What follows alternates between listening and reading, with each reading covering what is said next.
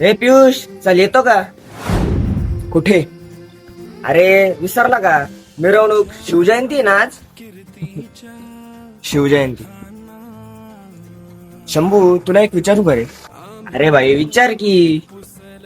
तुला महाराज का आवडतात रे? आय मीन असे काय गुण आहे महाराजांमध्ये जे तुला मुजरा करण्यास आपोआप प्रवृत्त करतात? अरे खूप आहे ना, जसं परस्त्री सन्मान, लिडरशिप, चारित्र्य, बुद्धिमत्ता, व्यवस्थापन, शूरवीरता. बस शंभू, यातले तू किती अंगीकृत केले? हा म्हणजे मी पण आणायचा प्रयत्न करतोच आहे, पण नाही रे, तू फक्त दिखावा करतोयस. तुझा परस्त्री सन्मान काल मी चौकात बघितला आहे. आणि शूरवीरता एखाद्या लाचार व्यक्तीला जेव्हा तुम्ही टोळीत मारता ना, तेव्हा तुमची शूरवीरता देखील दिसते. आणि हो, चुकीच्या कामांसाठी तुझी जी लिडरशिप आहे ना, त्याला तर माझा सलाम आहे.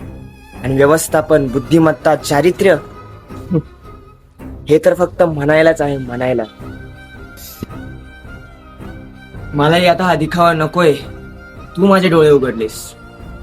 पण पियुष, मला खरं सांग, मलाही महाराजांसारखं जीवन जगायचंय, त्यांच्या प्रेरणेने जगायचंय.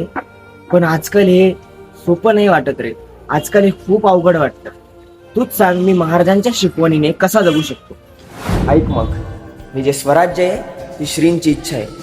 आणि महाराजांनी जेव्हा आपल्याला स्वराज्य दिलं तेव्हा हे एकदम धर्मनिरपेक्ष होते. पण आज या स्वराज्यामध्ये जातीपातींचा भेद वाढलाय. म्हणून तू धर्मनिरपेक्ष राहा. माझ्यात खूप ताकद आहे, खूप ओळखी माझ्या. खरंच जर एवढ्या ओळखी असतील ना, तर एखाद्या लाचारवर जेव्हा अत्याचार होत असेल तर तिथे आवाज उठवायला शिक. ही महाराजांची शिकवण आहे.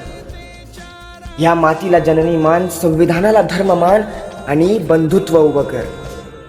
आणि ही पुष्पांजली अर्पण कर छत्रपती शिवाजी महाराजांना. तेव्हा जाऊन होईल तुमची खरी शिवजयंती साजरी. चला मित्रांनो, आपण भेटूया कलियुग ते सतयुग 23 दिवस प्रवास या सिरीजच्या 6व्या एपिसोडमध्ये. तोपर्यंत जय श्रीराम, जय शिवराय, जय भवानी.